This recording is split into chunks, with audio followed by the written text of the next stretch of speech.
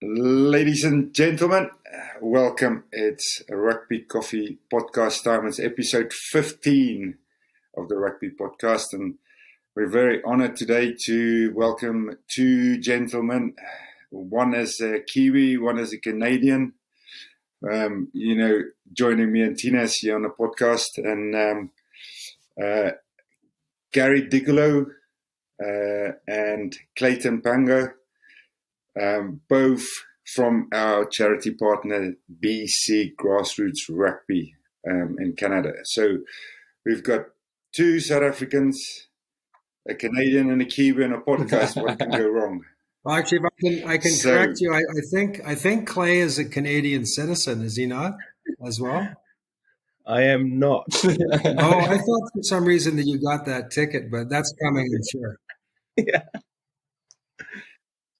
Well, I'm sorry about that, Clay. You demoted back to Kiwi land. Shots fired in the open. Guys, welcome. We are delighted to have you. And we're delighted to have you. And, we are very excited about our partnership, and we're going to talk about it in this podcast. And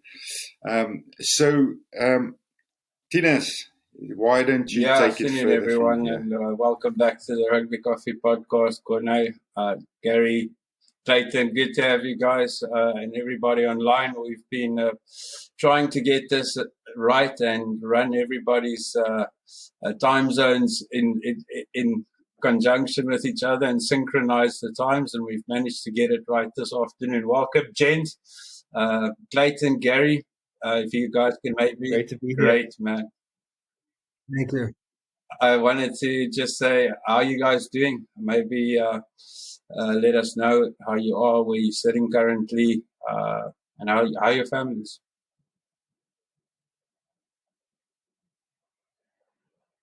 Do you want to start, Clay? Go ahead.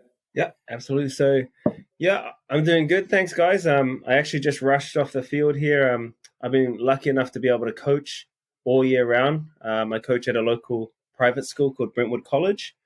And, doing great. Like, despite the pandemic, our guys are out playing some form of rugby.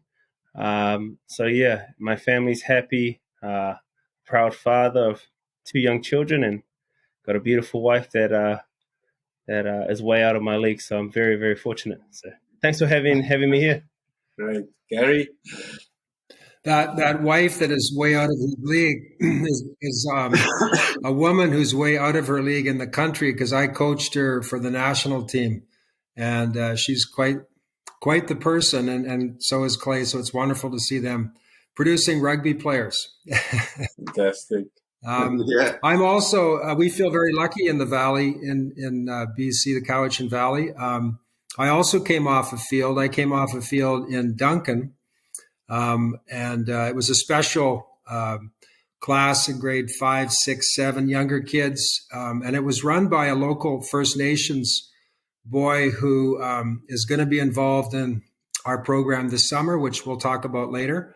So it was just wonderful to see him working with these young kids and modeling the behaviors that this game models. And on the sideline, there was another First Nations trustee. And so it was just a good feeling to come off the pitch and come here. And like Clay, I've got a good setup here. And I just recently retired, so I'm enjoying life with flexibility. And so I'm helping Clay. I don't have a major role other than I'm a front row supporter for him. I'll do anything for him. I also am involved in volunteering at the local food bank. So with a few things through my week, I try to make time for my guitar and a few other selfish things. But I feel very lucky. I have two daughters as well, and a wife who's still working.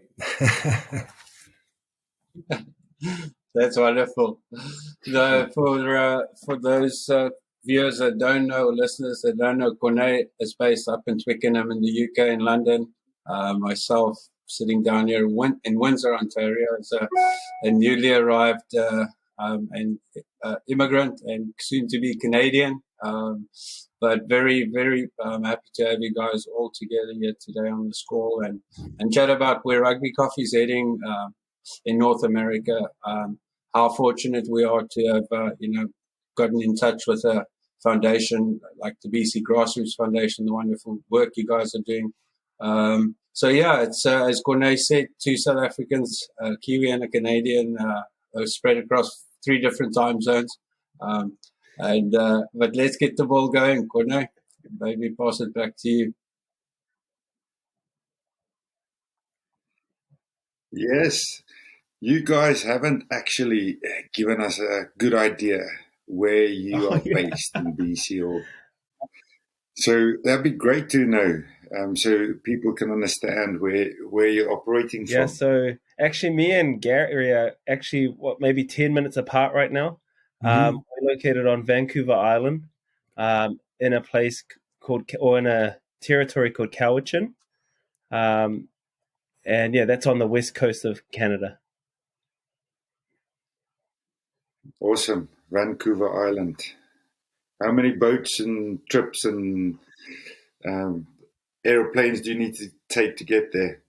Yeah, there's quite a few. There's so for us to catch a ferry over to Vancouver, it's about an hour and a half ferry ride, and that's the main choice, I would say, for transport. Would you agree, Gary?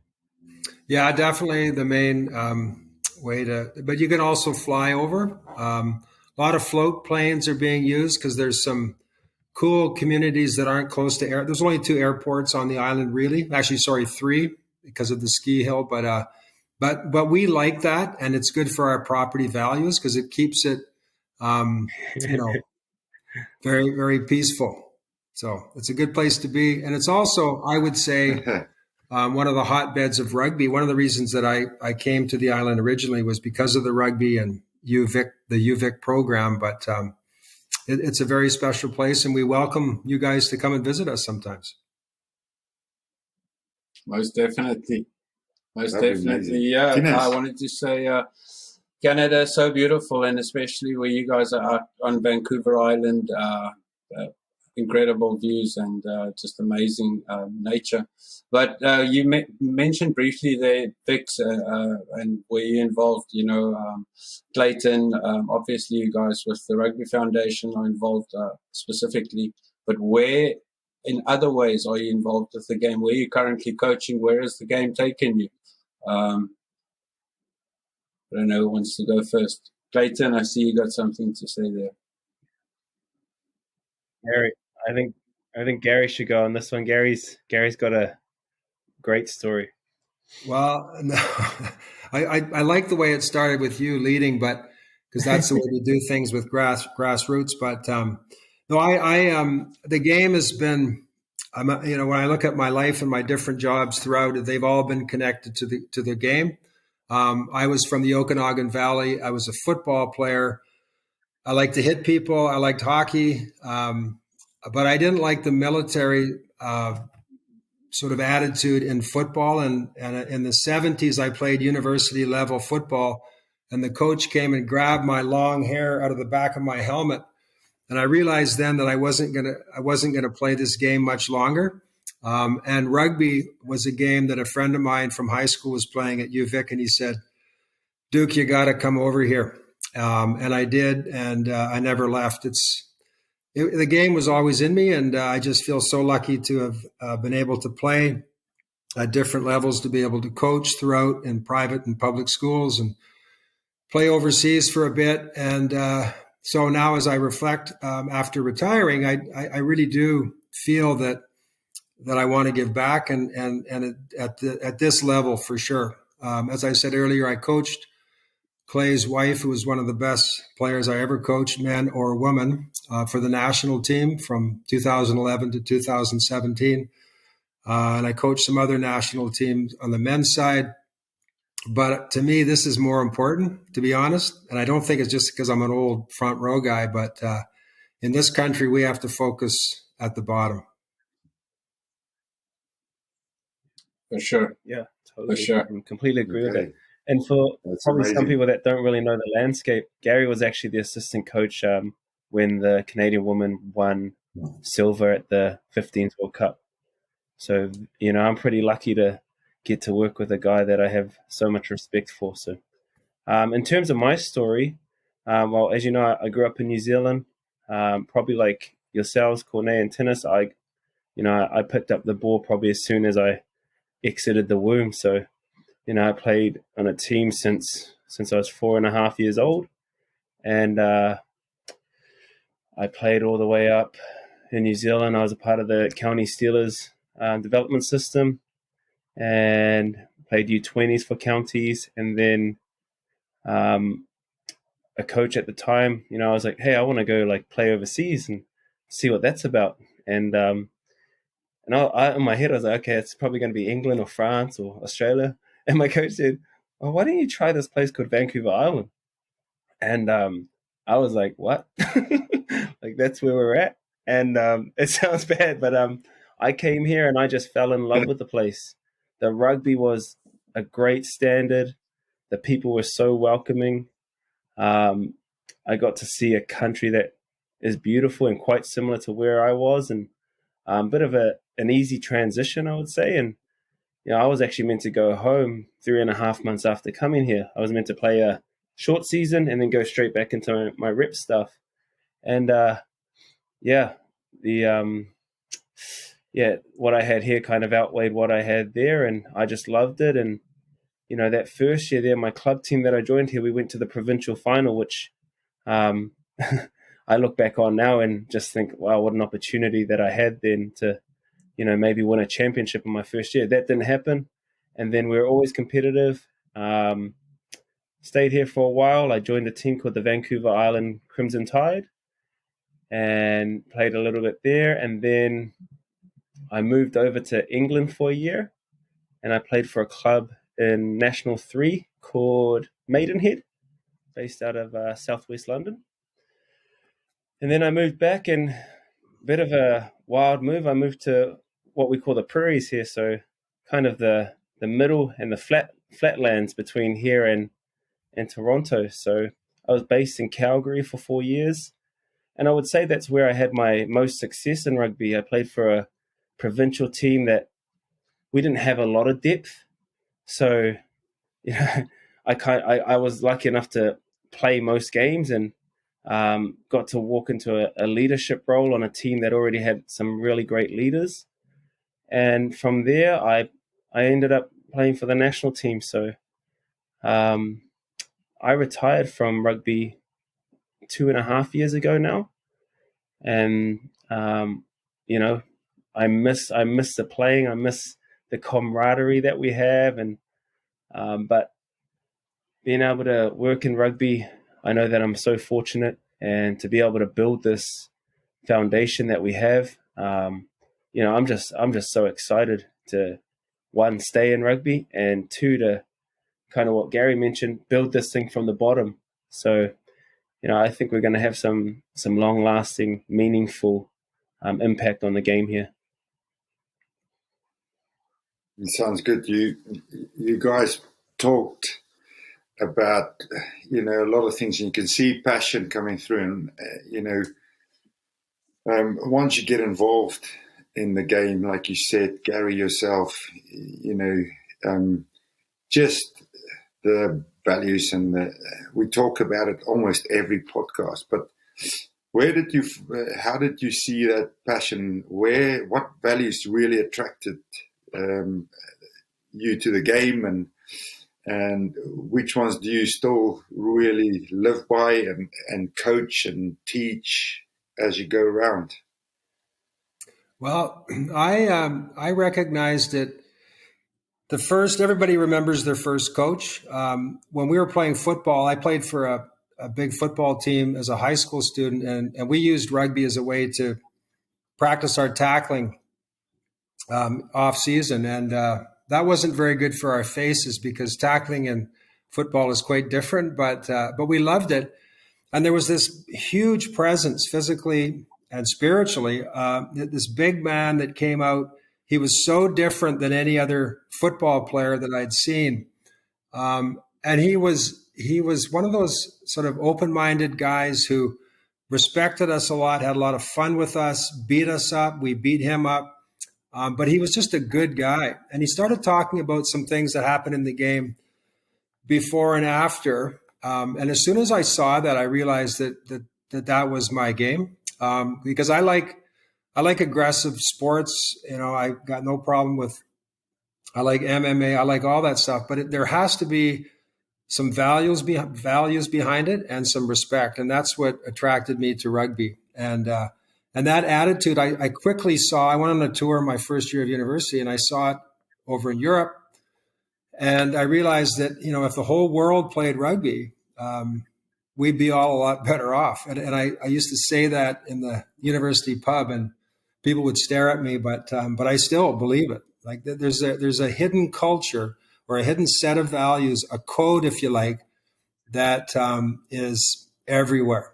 And you guys know what I'm talking about because you play the game. And so my goal is to introduce this to young kids early to help them on their way to whatever they do. I'm a bit of a random talker because of my years in the front row. Well, I want to. Yes, go, Clayton. Sorry. The value. No, that's all right. The values for me.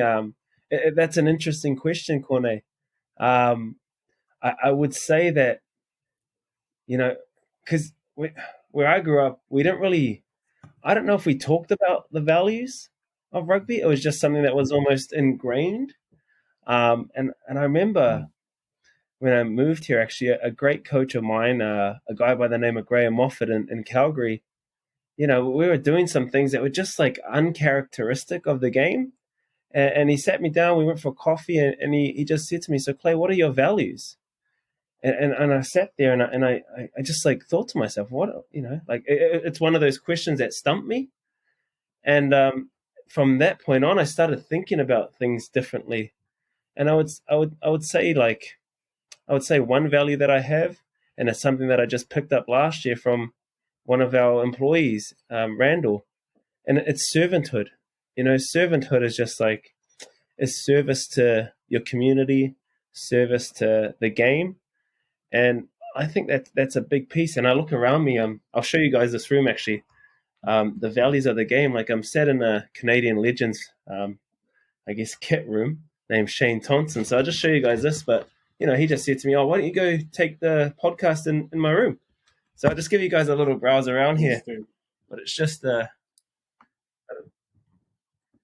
there's stuff from his day, and he was one of the most kept guys in Canadian rugby. But back to my point about the values, I would just say servanthood is a big thing for me, and being able to continue to ask that question to myself that my coach asked me, it really keeps me aligned. And in this role that we're in, it's all service, so it's something that I'm so proud of. It's fantastic. That's cool. You guys. It's the same thing everywhere you go in rugby. And I remember when we spoke to DTH on the podcast, brand ambassador for Rugby Coffee, and and it came up last World Cup 2019, and the Canadian team after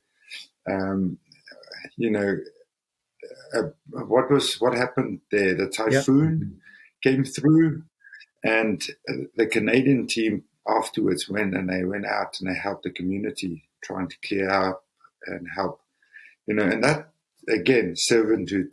That's something, you can be proud when you're a part of a rugby community, because that's the attitude. So no, it's great. Tinez, I don't know if you wanted to say something. Most definitely. You mentioned Corne. I can see the passion just bubbling out of both of you when we talk about rugby. I know Clayton and I speak regularly in the week as well, and it's always a good laugh and all of it. But what stands out for me is what Rugby Coffee, our slogan is. It's a way of life in all our lives. It's the way we live. It's the way we approach business, and it's the way we approach the game. Entrenched in the game are the values, and those values for myself too. Only years later now does it make far more sense, and I value it far more dearly, and I almost protect it with far more vigor, and what the game stands for. But to get back to our draft that we sent out, I always get sidetracked. And Corné reminds me, look, it's not the game, and you can do what you want as a fly off. I know I'm surrounded by forwards.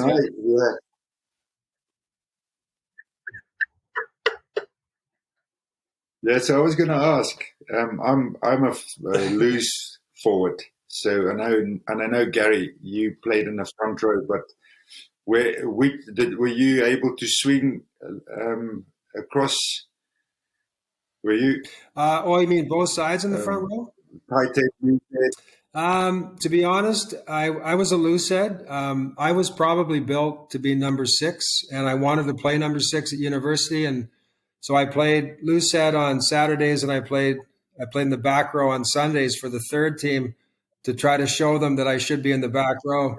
and one of Charlie McLaughlin, one of my favorite hookers of all time, said to me, Duke, you have a shot at the national team in the front row. You don't have a chance in the back row. So I stopped chasing that dream, and I just played loose head. And to be honest, I had a wonderful opportunity over in Japan at Kobe Steel before it became a famous club, and they wanted me to play tight head, and I said for sure, but it was not easy. So when announcers say, "Oh yeah, they can go back and forth," that doesn't happen very often, and to this day, I study the front row for 45 minutes every morning on the TV.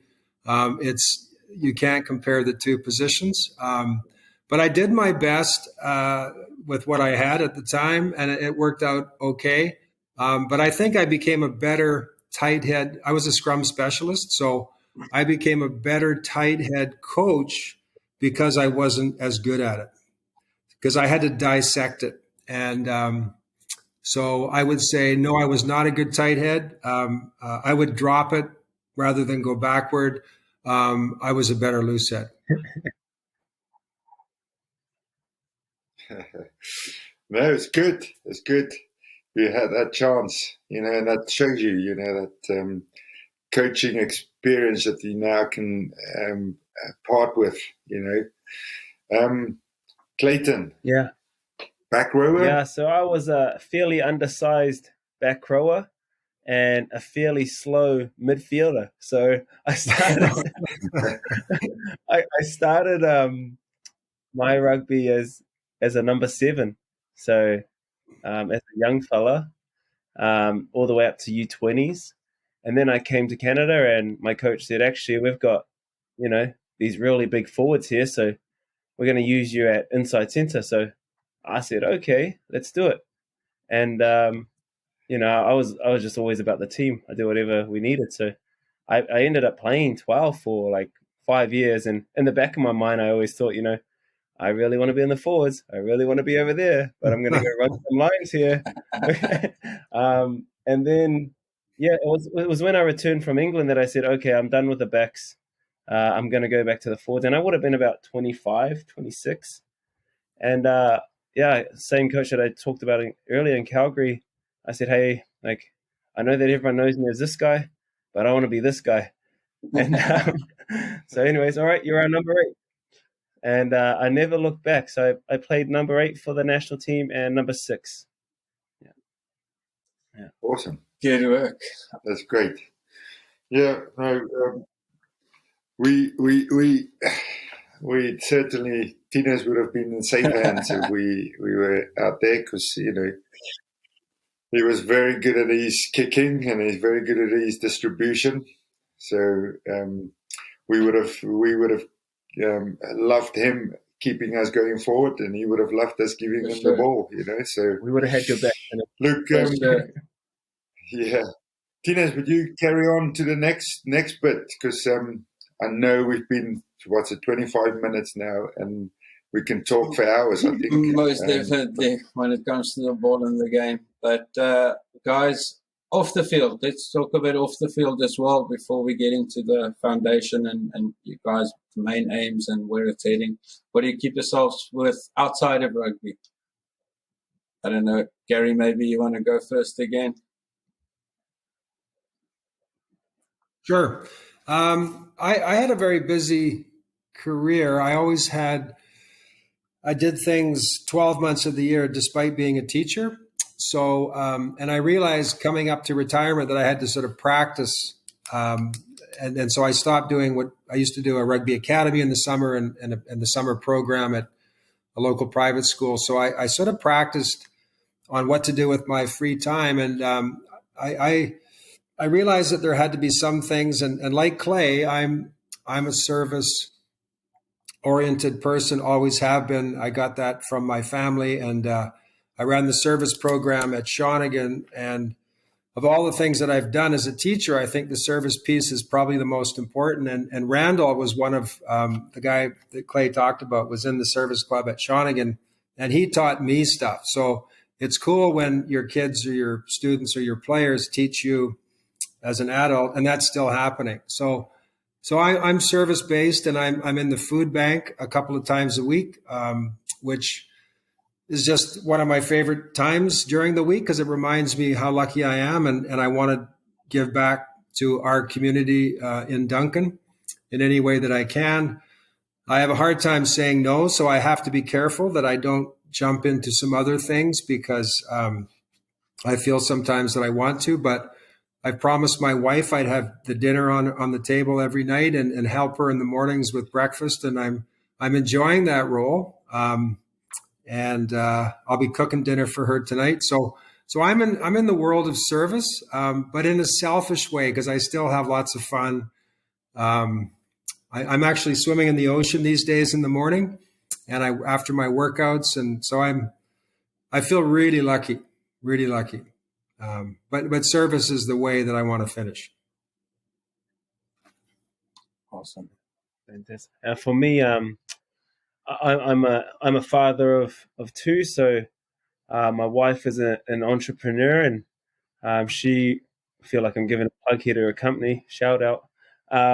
She runs a business called Aptuala Rugby Apparel, which is specialized for women, and she's been very successful in that since 2012.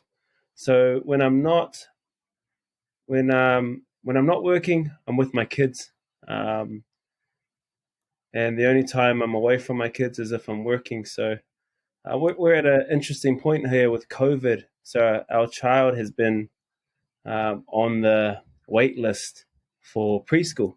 So it's been a real balancing act in terms of our free time. So off the field, like that's all that I'm really focused on, and that's or outside of the foundation, that's where I want to put my time. And I just, like you guys, I'm sure I just love being around my kids. Yeah, I also have my two boys, and they're still very young, so it's great if you have time with them to spend as much time with them. But it's fantastic, and we got to a point when Tina's went over to Canada, and Tina's played in Canada at some point, and he could tell us more about it. But his connections opened up opportunity for us. At some point, we spoke to Mike at Canadian Rugby Foundation, and then Absolutely. This happened. BC Grassroots Rugby. So, can you guys give us an idea how BC Grassroots Rugby started and what it is all about? Yeah, so BC Grassroots, technically it started, I believe it was the weekend of February 7th. We were down at a place in Seattle watching the Seattle Seawolves against Toronto Arrows. But prior to that, we had spoken about this thing for about 2 years and did the groundwork to get it off the ground in that time. So It started with mainly just, like anything good in rugby. I think over a cup of coffee or a cup of beer or a glass of beer, and then we started connecting the dots and created a partnership with an organization in Ontario called the Toronto Inner City Rugby Foundation. We already had that relationship established through some of our work that we did with the Canadian Rugby Foundation.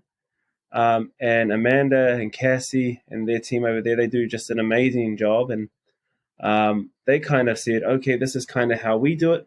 Obviously, it doesn't exactly apply to the West Coast. So we took that information and essentially wrote up a 30-page document to the government to say, hey, this is what we think we want to do, and this is what rugby's about. And yeah, that's how it all started. And Mike Holmes, who you mentioned, has just been instrumental. The Canadian Rugby Foundation, and yeah, we just have some amazing people involved behind the scenes. Obviously, Gary. Yeah, our board is just stacked full of people who genuinely care about the growth of the game. So, yeah, very lucky in that regard. And yeah, it's exploded from there. So, exciting times. So I'll just add a couple of things. What is? Mike asked me to be a board member at the beginning, and it didn't take me very long when I started reading the documents to say yes. And the more I'm involved, the more I listen to Clay, and you guys are listening to him right now, the more inspired I am. Because what's unique about this, and I think a lot of it comes from Clay's personality, is it's about building things. It's not about competing. It's not about territory. Rugby attracts a lot of egos, and you get this sort of silo thing happening. It happens all over the world. I know it certainly happens in Canada, but we're into our second year now, and all I'm seeing are those fences being broken because of the way Clay has handled this. And the clubs understand what we're doing. The provincial union now understands what we're doing. And I'm seeing things that I've never seen in my whole career in terms of people going, oh, I never thought about doing it that way. So I just see a great opportunity, not just for the kids that I work with today who don't have any money to join sports teams, but at every single level. Like, we're sort of going into the cracks, and we're feeding those cracks with the seeds of Grassroots. And I'm just so excited about the possibilities because, it's just, and it's very organic. Like, I taught entrepreneurship and business and economics, and, some people have said, Duke, where's the 5-year plan? But in my mind, this is so cool that, and like a lot of places these days, you have to pivot quickly, you have to move. You can't have a 5-year plan. But what Clay's done so far is amazing. And I'm just excited to be part of it. And I'll do whatever I have to do for him. Oh, that's amazing, guys. Man, Gary. That's great. That's great to hear. As Kone mentioned, I was fortunate I'm married to a Canadian, my beautiful wife as well, Ines. And that's how we ended up here in Canada now. But in 2010-11, when I was out here, what you mentioned now, Gary, experienced a little bit of that almost territory and fiefdom, if you want to almost call it. And anyways, to the detriment of the game. But needing to get to right where rugby is not played, introducing the game to kids at a younger age.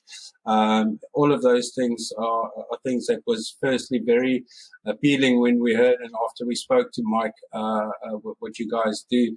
For myself and for Kone and for Rugby Coffee and what we stand for, it's always been about making a difference, getting into communities, affecting change.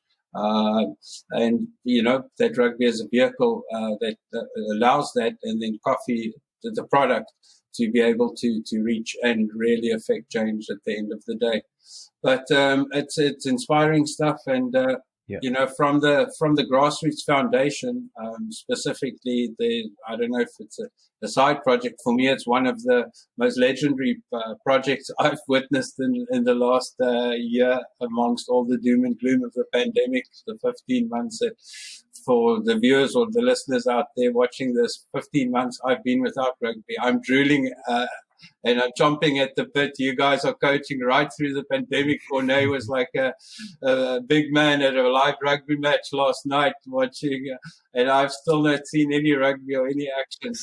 But yeah, the long and short of it is that's our life. That's what we do, and that's what attracted us. But the Lone Oaks Legends Rugby Club, I saw there was a rugby field being built on an island somewhere, and that was, you know, I didn't connect the dots then because I didn't know Clayton, Panga, BC Grassroots, but it's all there now. Take us away and explain to us more about this legendary project that's happening. Yeah, so yeah, again, it's one of those ideas that kind of brews over a coffee or a beer, and I was out. Mike Holmes actually owns the property, and it's on a place called Hornby Island. So if you drive on Vancouver Island north, about 2 hours, you'll catch two ferries. Both are about 10 minutes long. The first one you sail for 10, you drive for 15 across another island, jump on another ferry, and then sail to Hornby Island. But I don't really want to give away too much about the location, but it's the most beautiful place I've ever really been in. White sand beaches, crystal clear water, and just paradise, like tucked away. We already live in a pretty paradise site. So anyways, we were walking around the property one day, and Mike, as he does, he turns to me and says, "Clayster, I think I want to put a rugby field out here."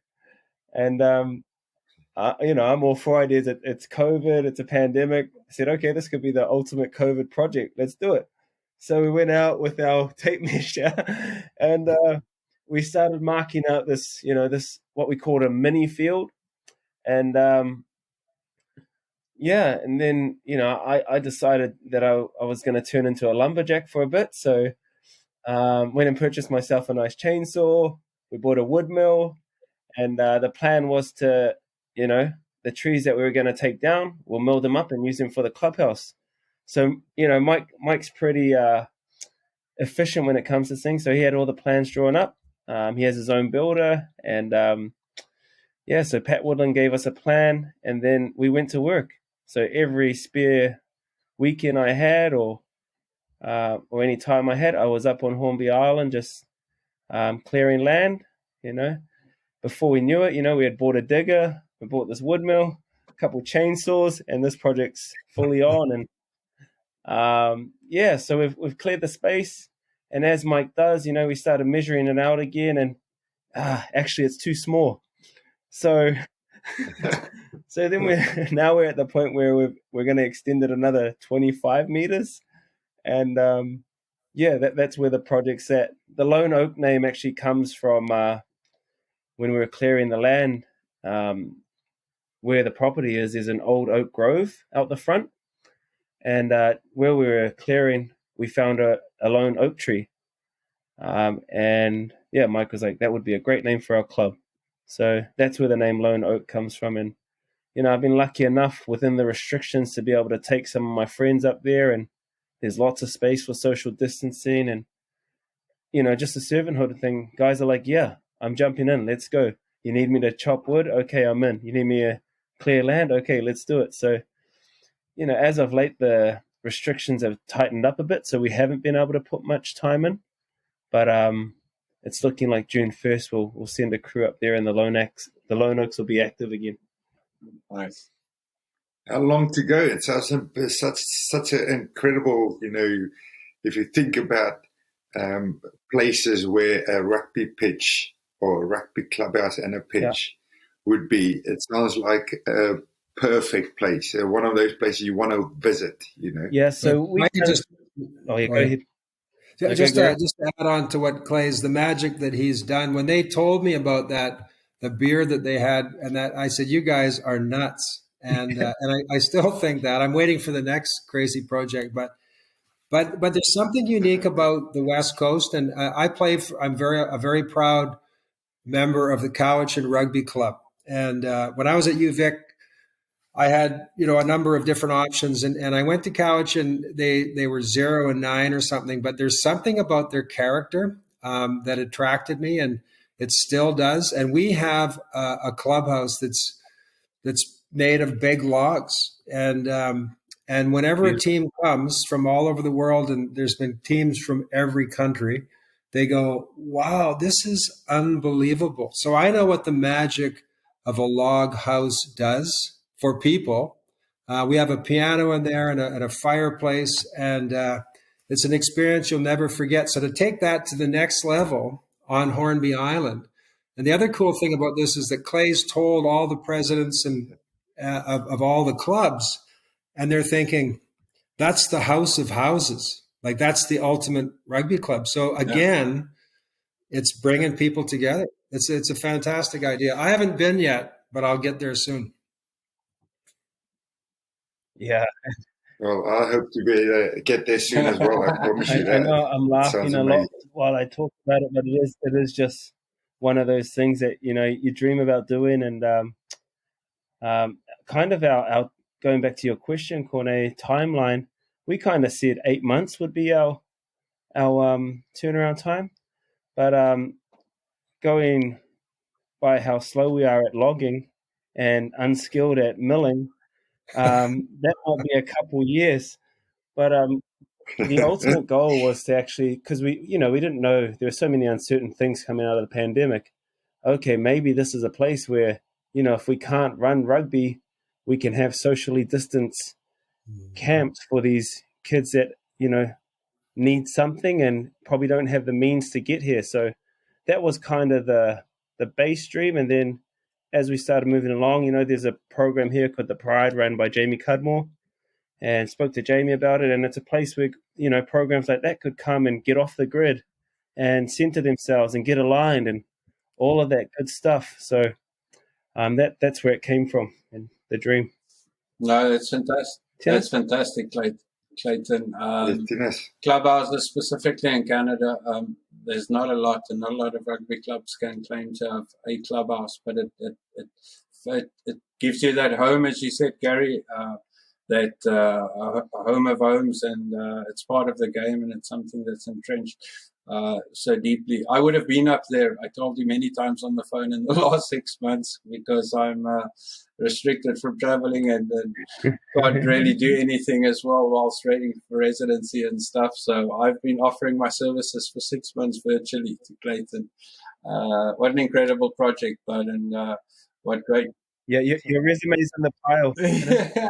I'm sure every rugby player in the world wants to get involved there. No, that's absolutely brilliant. We'd love to have you. So anytime when No, I'll get up.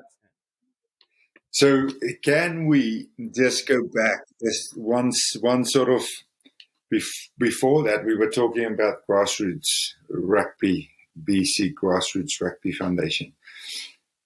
Give us an idea what have you been able to do? What's your operation like, and what are your aims for the charity itself, and how much success have you had?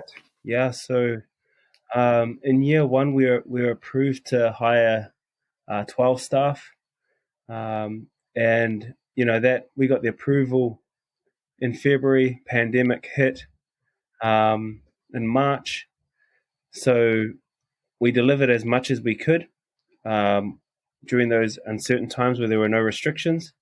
But then the restrictions hit, so we had to, just like rugby, we had to adapt and adjust, and we moved our platform to virtual. So we had a whole bunch, we had some really great workers, and, we've already talked about Randall, Aaron. They kind of designed this online platform where, athletes, kids could just jump onto a call, and we invited some of Canada's top athletes or rugby players. One that springs to mind that was awesome was Kelly Russell. She went to the Olympics, won a bronze in rugby, and just kind of, we had to shift the program because like anything with funding, right? Like you have to be able to prove that there was value and that you did what you said you were going to do. So that was year one. Year two, we got approved for 46 positions. So 12 to 46, we almost quadrupled. And our programming, we are so much more prepared because we know we kind of know where we're at with the pandemic. And we were also able to keep 2 employees involved throughout the year. So just our planning wise, like I'm so excited for this season, July and August, because we've got a roadmap, and we've actually extended the areas that we work in. So for people that aren't familiar with Vancouver Island, we were kind of the lower half of Vancouver Island is where we operated last year. Now we're all the way across the island, and then we've branched onto the mainland of Canada into a place called Kelowna, which is actually, as Gary mentioned, his hometown. So we've really experienced some great growth there, and we've thrown some metrics around about what type of impact we want to have this year. Last year we had 500 kids come through our program, and this year it's a bit of a magic number, and there is some type of calculation here, but like we kind of want to impact 5,000 kids is the goal. So again, it comes back to the landscape and the pandemic, but that's kind of the success that we've experienced, and kind of the vision and the way we're moving. So that's great. And in your programs, what does it consist of? So people can know what kind of kids are you trying to attract, and how do you want to try and help them, through the game as well? Yeah, so we our goal is to break down all barriers. It was mentioned earlier on the call, but there's just a massive increase in the pay to play model. So a big thing, like for me growing up, I know that I couldn't afford to play sport here. Like no matter what sport it is, I've looked into it, and it's very expensive, in my opinion. So we wanted to break down that barrier financially, and then geographically kind of get into the communities that didn't have access to sport. So we really want to be a big part in the First Nations community, any communities of that don't have the means that a lot of us are fortunate to have. So that's kind of my piece. Gary, anything on that? Yeah, I'll just add a bit. We had a meeting, actually, a financial meeting. Was it yesterday, Clay? I can't remember. Was it 2 days ago? Yesterday. It's happening so fast because of Clay's success last year. Obviously, the federal government recognizes that this is special. So, to triple the amount of employees is amazing. But what we talked about was, as Clay said, everybody has to have access, and it's a model that will involve, if you can't afford, the insurance, for example, from BCRU, we're going to look after you. But we've got some amazing coaches, and Clay's one of them, who could coach at the highest level and have coached at the highest level. So we feel that we can attract all the different groups, and if you can afford to pay, then you'll pay. So it's, what I like about it is that it's not just for one group; it's for everybody. And I'm going to really focus on working at the lower end, socioeconomically, for example, to ensure that those kids and those families that we will find something for them. But at the high end, why shouldn't some of the people that can afford help to subsidize those that can't? Because the game is bigger than money, right? So it's a unique theme, and we're working on it. It's not perfect yet. It's going to continuously evolve, but that really excites me. We're not going to turn anybody away. For example, when I started coaching last year at the high school, coming out of the private schools, I went to the laundry and grabbed a big bucket of boots. I had about 20, 30 pairs of boots. And some kid showed up with a pair of running shoes that didn't even have any soles on them. And we were scrummaging. So I said, hey, buddy, just go over there. And there's a pair of blue boots. I want you to try them on. And just, seeing him change in that 20-minute session and then say to me, thanks, coach, here's the boots. And I said, no, those are yours. That's the kind of stuff that excites me. So we're going to try to help everybody for sure with this program. Oh, that's absolutely fantastic, guys. No, it's big. I can see it's already. Yeah, I can see it's already sort of, overachieving, and it's going the way you want it to go. And then there's added things and new things coming up, and you're happy to take that on and work with it and make it and be organic, like you said earlier, Gary. And for us as Rugby Coffee, we when we started with the idea was about how can we give kids who can't pay an opportunity to have a place where they find their identity, learn some values, enjoy the game for what it is, even if that is something that's just a small part, to see how can we do that. And then coffee became the product, and now we sort of still very small, very in the beginning stages of it, but we are we launched in the US and Canada, so North American market this March, and we've got the UK and Europe going. So we are starting to make some traction, and we can't wait to be able to sort of add something to your program and to our charities. So we're very excited. But in terms of that alignment, everything aligns for us, and this is why we are partners in this now. Coffee is a big culture. Rugby is a big culture and as a lifestyle. Coffee is a lifestyle as well. So our question to you guys is your favorite coffee, and how do you prepare it? Do you, at home now at COVID, did you find new methods that you actually, why didn't I know about this earlier in my life? Or is there something that you say, no, this is my coffee, I like my black Americano just the way I do it, and give us an insight into your coffee. Want me to start with this one, Claire? Do you want to? So I'll say that first of all, you guys, when we first had our session informally, I just felt the connection, and I feel it stronger now. I like my coffee, and it's a morning routine for me. Lately, I've been taking my 2 cups in a pot, and I go and I sit on the beach, and I don't take my phone purposely, and I focus on the beach and the coffee. I take it black. Your coffee, you promised that it would be good. It is excellent. And we live in one of the best coffee zones, I think, in BC, and Clay's lived in a number of places, but there's a couple of local places that are very famous, and I like good coffee, and I love your coffee for sure. And I use it. I also use an AeroPress system. If I want to have one before my workout, if I want to have 2, I go to the brewery, or the brew method. But no, you guys have, it's just such a good idea, because we're all talking about a game that brings people together.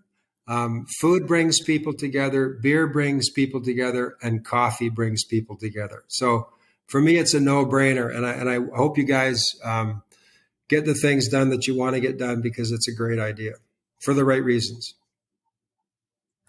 Yeah. Thank you, and that's exciting for us, and just exciting to be being able to sort of share it with you guys, and then hopefully that will be a long-standing partnership, and we see many kids through your work, and then a little bit of that we can add to it, get fantastic experience, a fantastic opportunity. So we're excited about it. Clay, what's your coffee routine or your favorite coffee? Totally. So I feel like I keep saying this, but me and my wife are surviving on coffee right now because we're kind of in the thick of it with kids and whatnot. So, um, you know, I'm a big fan of Kicking Horse, Drum Roaster. Those are kind of some local coffees. I like Fog lifter, pitch it out. um, and just with a bit of milk. But I grew up drinking instant coffee, like it was, the stuff that you get in almost the powder form. So when I moved to Canada, I got introduced to Tim Hortons, and for those that don't know, it's the coffee chain across the country, and my eyes just were like, opened. So indulged in probably a few too many doubles as a young fella, and when summer came around, ventured into the ice caps, but nowadays it's just a bit of coffee with a bit of milk. So pretty cool. Yeah, awesome. No, we obviously excited to sort of get our jouet, which is our dark roast, and our crowd favorite, which is our medium roast, just known across Canada and the USA, and we're very excited to get it into your hands, people. So, Tinus, did you want to say anything on top of that? Well, firstly, the 16-ounce travel mug, Kunay and I was discussing it right before the show started, and you were saying it's too big. I said to him, the Canadians love coffee, and a too big a mug, the bigger the mug is, the more they like it. Yeah. So it'll be filled all the time. No, guys, I just wanted to say one thing. The whole time we've been speaking, and since we started speaking, the very first phone call with Mike, it's been synergy that stands out, synergy between what you guys stand for, what you're doing, synergy almost when you launched during the pandemic as well, a vision you had, Clay, and it's passion that's driven it. It's, it's your love for the game. It's all our love for the game. I asked the question earlier, I said, what do you guys do outside of rugby? Well, what we do outside of rugby is we teach, we coach, but we coach rugby. The coffee, the product has just been the vehicle now that we're able to use to get even more involvement into the game. And the business model has been, as Kunay said, to attach after, we launched in a country, find a charity, reputable charity, transparent charity that's really affecting change on the ground. And I want to lift my coffee mug and say, cheers to what you guys are doing, mate. The exponential growth in 2 years from 12 to 46. Well done. Keep doing the great work you're doing. Gary, you guys are awesome. Keep it up. But from that perspective, I think I want to say, what is it more that the Canadian public can do right now to help? I know you and I have a lot of conversations, as I say, Clayton, and busy talking about what can be done down here in the far south of Canada, or the southern Ontario, the black zone, as I want to call it. But we are going to do something, and then that's coming for sure. What can the Canadian public do to help? What can the rugby community do to help more? Yeah, so there's a few things like we have a charitable fund set up, so you can access that through our website at grassrootsrugby.ca. And that's connected directly to the Canadian Rugby Foundation. So anybody that donates here, and a little or a lot, it doesn't matter. You can sign up monthly or one-time donor, and people that do donate, they get a tax receipt for that. In the meantime, we're kind of locked down here, so we're about to start our drive for secondhand rugby balls and secondhand boots. What we do with the secondhand rugby balls is we write the local club details on them and hand them out to kids at sessions. So almost like a business card for the rugby clubs that we're working near. And then just like Gary said, we want to be able to give boots away. So our postal address is on the website as well. So anybody out there that, feels, if you have an old rugby ball around, we'd love to have it, and it'll make a good home. And ideally we kind of then can transition these kids that play in our summer programming into an actual club. and then there's a bit of a metric there for us to measure as well. And but yeah, for the most part, that's how the public can help us and just keep spreading the good word. And no, I'm just blown away with the support so far. So yeah. Gary, anything? And drink your coffee on the sideline as well. Canadian people. Yeah, they'll be lovely. Then that circle keeps on going. But Canadian public, if you get a chance to sort of send your boots, your rugby balls across, not using or want to donate, please. This is the Canadian Rugby Foundation or the BC Grassroots Rugby Foundation, and easy to find on the web, so easy to send it across. Now, we're going to wrap it up. I would think as an hour we've been going, and we're trying to do it 45 minutes max, and we never make it. So, but just want to thank you guys, and just want to congratulate you on what you've done, and just good luck with everything that you've been putting in place. And hopefully with COVID slowly moving on, we can do more. And we obviously there to support. So really exciting for you guys excited for you guys to see where this leads. And yeah, we are, just so everybody knows, every time you get to this podcast at the end, we want to sort of tell you where we at. And we, at the moment, we've got one of our first coffee machines in an actual restaurant, in a shop, is out there here in Twickenham. So if anybody is around Twickenham at some point in their lives, come and find us at Citizen Brew at York Street, very close, not too far from the stadium. And we do our coffees there. They do fantastic sort of food.